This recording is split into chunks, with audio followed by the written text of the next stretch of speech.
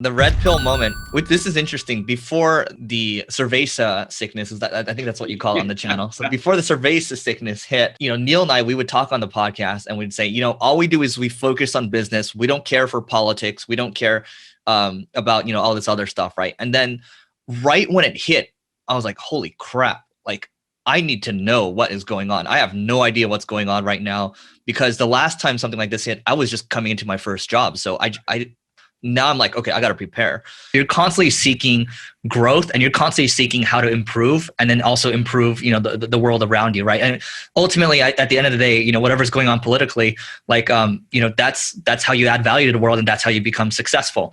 And so I think that's what it is. I mean, you create your own luck that way. I think it's, as long as you make sure that, you're constantly optimizing yourself and you're iterating, no way you can't level. I just think there's no, like, if you have the right habits and you're hanging out with the right people, there's no way in my mind that you can't become, the success that you want to become. Right. So I just think, everything I was told, growing up in an Asian family, like, your fate's kind of determined and all that. I'm just like, none of that makes sense. So a lot of the messaging, the way you were programmed growing up, I'm trying to unwind that programming. Now I wanted to ask you for what I call a CEO nugget. And this could be a word of wisdom or piece of advice. It might be something you would tell a client, or if you hopped into a time machine, you might tell your younger business self.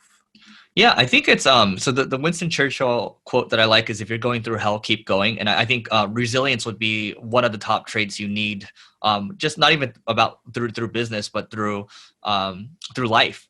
And so if you're going through hell, keep going. It's I think most people, their threshold for psychological pain and also physical pain is it's too low. And I think I don't like physical pain, right? So let's leave that out of the equation. So, but psychological pain is, you're going through the stress of, your business right now or life. Like, there's a lot of things coming at you, and you can either feel sorry for yourself or you can take some action around it. Right. And it's not saying go all the time. I think you're going to need some time to, wind down as well. But I think when I think about all the things that have worked out for me, it's, when I think of the Leveling Up podcast, after the first year, I was only getting 9 downloads a day.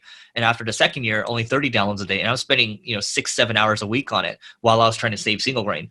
So, but that, that podcast now is about 80 to 90,000 downloads a month. And that's led to Marketing School, which gets about 1.6 million downloads a month. And so same thing with our blog.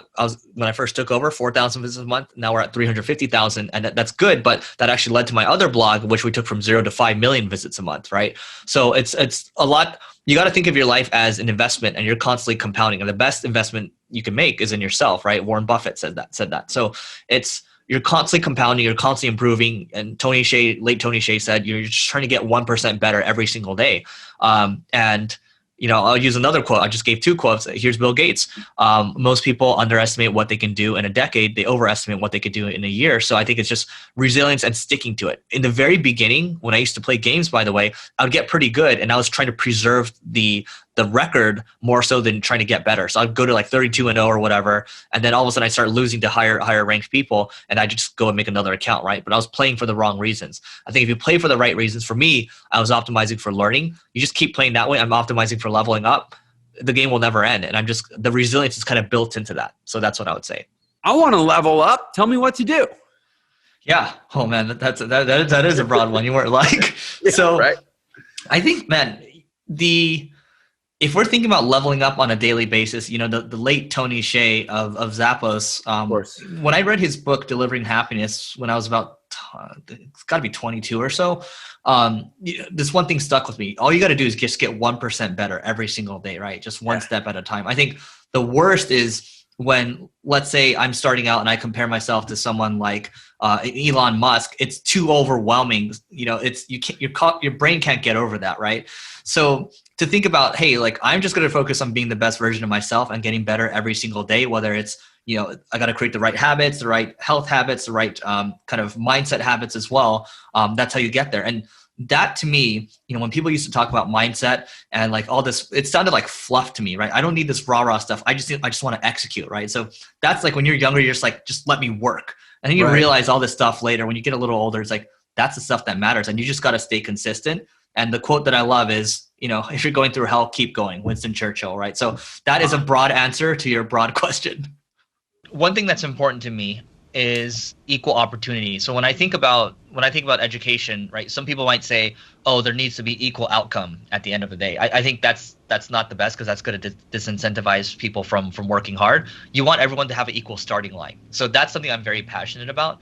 And I think, as long as when I think about all this, when I think about leveling up, people growing, it's about how you're programmed. It's about how the information that you're taking in is affecting your actions, right? So I think that's very important, giving people the right information to act on, and then they can make their own decisions, right? Because even though you or me, you and me, we have businesses, and I think that's certainly the best deal. It's not necessarily the fit for everyone, but to help everyone understand, like, hey, these are the options that you have.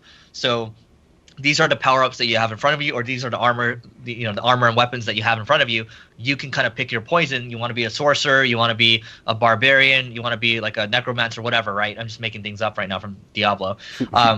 But the point is, getting people up to that point to understand that, hey, these are all the things you can do, and not limiting them, right? Because I think right now what's happening in education is that we're limiting them. We're not teaching them about taxes, or we're not teaching them about wealth creation. We're not teaching them about networking. We're not teaching about sales or marketing, that type of stuff, right? These are all very necessary real world skills that you actually gain from business. And then from there, once you have your tool belt, like your Batman, you can decide what you want to do with it, right? But if you keep playing the game, you're going to keep compounding leverage, and that's actually a big piece of it. So 4 forms of leverage. You have code, capital, labor, and media, right? So everyone wants to become a YouTuber, a TikToker right now. That's media. That's building leverage. Look at Charlie D'Amelio, look at Logan Paul, Mr. Beast, great examples. Labor is hiring people, because not necessarily everyone wants to be an entrepreneur. So labor is leverage, because then you can go do other stuff. Code, right? The labor can build the code, and the code can work while you're sleeping. And capital, you got to have capital too, right? But you can do these in any way that you want. But a lot of people now, what I would say is, if you're 14 years old or so, you want to go towards building the media empire. And that typically takes 2 to 3 years to start to build. You look at Mr. Beast, he didn't get anything going for the first 4 years or so, and then he kind of just exploded. But that's 4 years overnight success, right? Right. So anyway, that's a mouthful. Don't forget to check out the next video over there, okay? Over there.